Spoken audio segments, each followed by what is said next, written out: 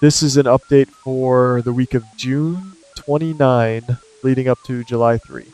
Cassius is currently standing at a monumental crossroads, one that could redefine his entire existence and alter the fabric of our beloved town. For months we have watched him masquerade in the shadows, orchestrating pain and deceit while wearing the face of a beloved fallen hero. But something profound is shifting within his tortured soul. He is making the conscious, agonizing decision to abandon his criminal path and become a genuinely good person. This is not a sudden, unbelievable flip that insults our intelligence. It is the slow, painful realization of a man who has looked into the abyss and finally decided he no longer wants to be a monster. Before he executes his final, desperate plan to break free from his dark masters, he knows he must do one last thing to cleanse his conscience. He plans to visit little James for a final, deeply emotional goodbye, knowing it might be the last time he ever sees the boy. The impending scene between Cassius and James is going to break our collective hearts. I just know it in my bones. Cassius is fully aware that the violent, unpredictable actions he is about to take will likely ensure he never has the chance to return to this innocent child's life. He wants to leave James with a pure, untainted memory, a fleeting moment of genuine paternal warmth before the inevitable storm hits Port Charles. As a veteran viewer, I have seen many villains try to play house over the decades, but the tragedy here is that Cassius actually feels the crushing weight of the love he is walking away from.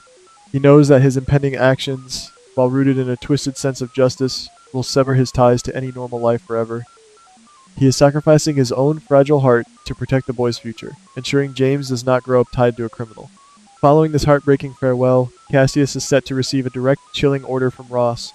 The command is simple but devastating in its implications: track down and eliminate Jens. Ross, in his infinite, blinding arrogance, believes he has Cassius on a tight leash, viewing him as a loyal attack dog ready to do his bidding without a single question. On the surface, Cassius plays his part perfectly, utilizing every ounce of his deceptive training. He projects absolute loyalty, nodding and accepting the grim assignment with the cold, calculating detachment of a seasoned killer. But underneath that obedient, stoic facade, his mind is racing with a completely different, highly dangerous agenda. The writers are giving us a brilliant look into his internal duality here, showing us a man actively plotting his own liberation while staring his oppressor dead in the eye. In his heart, Cassius has already drawn a permanent line in the sand.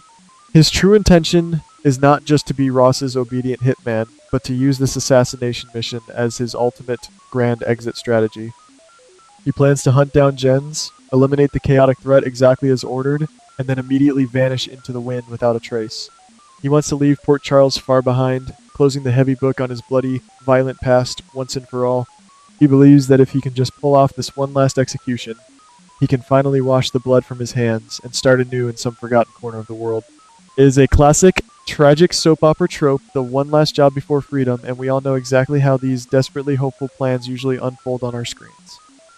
The universe, however, has a very different, highly dramatic plan in store for our conflicted antihero. Just as Cassius is about to set his master plan into motion, an entirely unexpected variable enters the equation and ruins everything. Cody accidentally stumbles into the situation, completely oblivious to the massive, deadly stakes at play in that exact moment. Cody's sudden, innocent appearance shatters the fragile, time-sensitive timeline Cassius has constructed for his escape. It is a moment of pure, agonizing suspense that will have us all shouting at our televisions. This accidental interference creates an immediate domino effect of chaos, unraveling months of careful deception in a matter of minutes. I have always appreciated how this show uses seemingly minor character interactions to derail massive criminal conspiracies, and Cody's bumbling is the perfect wrench in the gears. Because of this unforeseen disruption, Cassius's grand escape collapses before it even truly begins. The authorities quickly close in, and in a shocking twist of fate, Cassius is apprehended and taken into police custody before he can even attempt to complete his lethal mission against Jens. The image of Cassius, defeated and in heavy handcuffs, being led into the station is going to be incredibly powerful for longtime fans to witness. All his desperate hopes of quietly slipping away into the night are dashed against the cold, hard reality of a jail cell. But it is precisely here, in the stark, unforgiving light of the interrogation room, that Cassius makes a definitive decision that will shake the foundations of Port Charles to its very core. Sitting in that sterile room, surrounded by the very police officers he has deceived for so long, Cassius decides to stop running from his dark truth.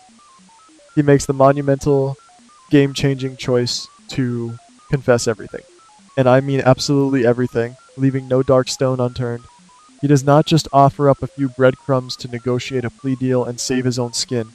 He lays bare the entire rotten foundation of the criminal empire he helped build. He exposes the deeply guarded secrets concerning Ross and Jens, detailing their illicit operations, their hidden safe houses, and their ultimate destructive goals. It is a total, unmitigated betrayal of his former masters, a cleansing of his conscience that we rarely see from men born into such notorious families. But the most shocking revelation of all is yet to come, one that will leave the audience completely breathless. In a moment of raw, unvarnished honesty, Cassius looks his interrogators straight in the eye and admits to his own most heinous, unforgivable crime. He formally confesses that he is the one who kidnapped and held Jocelyn captive all this time. Let that sink in for a moment. He is voluntarily handing over the key to his own lengthy prison sentence, offering up the exact evidence needed to lock him away. For a man who has spent his entire life avoiding accountability and manipulating the law, this admission is nothing short of revolutionary. It proves that his desire to change is not just a passing phase, but a deep, fundamental shift in his moral compass. Now, we as veteran viewers must ask ourselves, why is he doing this? Why would a hardened criminal voluntarily confess to a high-profile kidnapping that could put him away for decades? The absolute brilliance of this storyline lies in his underlying motivation. Cassius is not confessing because he is terrified of the death penalty or a lifetime in a tiny, windowless cell. No, his motivation is far more profound and deeply rooted in the very essence of what makes our favorite daytime dramas so compelling: family. He has finally painfully realized that the true, ultimate victims of Ross's megalomania are not just random citizens, but his own precious flesh and blood. When Cassius looks at the collateral damage of Ross's endless schemes, he sees the exhausted faces of the people he actually cares about. Liesel, a woman of immense strength and a true legacy character in her own right, is currently suffering in cruel captivity, stripped of her freedom and dignity. Britt, who is already battling a tragic, debilitating illness, is forced to live like a hunted animal, desperately running and hiding alongside young Rocco. We all remember the days when a true super couple would move heaven and earth for their family, and while Cassius is no romantic hero, his protective instinct has been violently awakened. He sees that his continued loyalty to Ross is directly contributing to the unimaginable terror and hardship his family is enduring. Furthermore, Cassius recognizes that Jen's chaotic, unpredictable actions are only throwing more explosive fuel onto the fire, making the world infinitely more dangerous for Liesel, Britt, and Rocco. The absolute blinding fury that Cassius feels at seeing his loved ones exploited and hunted is the sole catalyst for his massive confession. He is utterly disgusted by the men he once served with blind obedience. He realizes that as long as Ross and Jens are drawing breath and wielding their dark power, his family will never, ever be safe. This intense, burning rage against the exploitation of his bloodline pushes him to completely abandon his self-preservation instincts and launch a desperate counterattack. Driven by this newfound fierce familial loyalty, Cassius makes a desperate, impassioned plea to the authorities in the room. He begs for a chance to earn his redemption, not by sitting quietly in a cell, but by actively dismantling the nightmare he helped construct. He offers to become a highly placed informant, a dangerous mole working directly for the police department to tear the syndicate apart from the inside. In exchange for this incredibly risky role, he promises to deliver every single piece of intelligence needed to completely obliterate Ross's organization. He is offering them the head of the snake on a silver platter, asking only for the opportunity to make things right for the people he has recklessly endangered. The tension in that interrogation room must be absolutely palpable as Anna, Dante, and Jordan weigh his unprecedented, risky offer. We know these seasoned characters. They are incredibly cynical, battle-tested, and deeply suspicious of anyone sharing Cassius's dark lineage. Yet, the intelligence Cassius currently possesses is simply too valuable to ignore. After intense heated deliberation, Anna, Dante, and Jordan agree to his terms.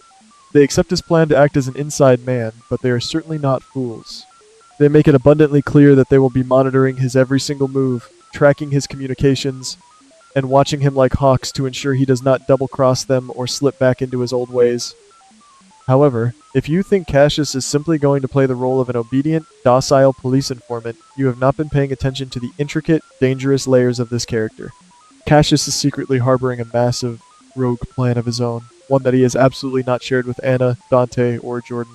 He fully intends to maintain his flawless facade of absolute loyalty to Ross, accepting the weapons and the resources provided to him by the Syndicate. He will use the official police cover to freely hunt down Jens, following Ross's original assassination command to the absolute letter. He is playing a terrifying game of three-dimensional chess, manipulating both the authorities and the criminal underworld to serve his own ultimate purpose. When Cassius finally corners Jens, he has absolutely no intention of making a lawful arrest or calling in his police handlers for backup. He plans to look Jens in the eye and pull the trigger, ending the chaotic threat permanently with his own hands. But that single fatal gunshot is not the end of his rogue mission. It is merely the opening act. After Jens falls, Cassius plans to pivot immediately toward his ultimate, true target. He is going to turn his weapon directly on Ross, the mastermind who poisoned his life, manipulated his loyalty, and pushed his family into a living hell. This is the tragic, poetic justice that Cassius has meticulously designed for himself. He plans to use exactly 2 bullets to balance the heavy scales of his life. 1 bullet to silence the chaos of Jens, and 1 bullet to end the tyranny of Ross. He knows that by executing this double assassination, he will completely destroy any deal he made with the police. He will face severe, inescapable consequences, whether that means a hail of police, gunfire, or a lifetime in a maximum security prison. But Cassius has already made his peace with that grim fate, accepting the punishment as the cost of his family's freedom. He is completely willing to sacrifice his own freedom and potentially his own life to ensure that his family can finally live without fear.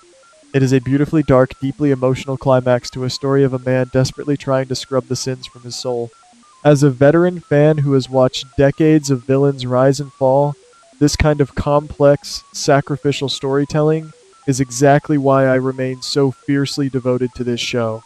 The writers are reminding us that even the darkest hearts can find a twisted kind of grace when driven by pure love. Whatever happens next in this explosive saga, I will be right here watching every single second unfold.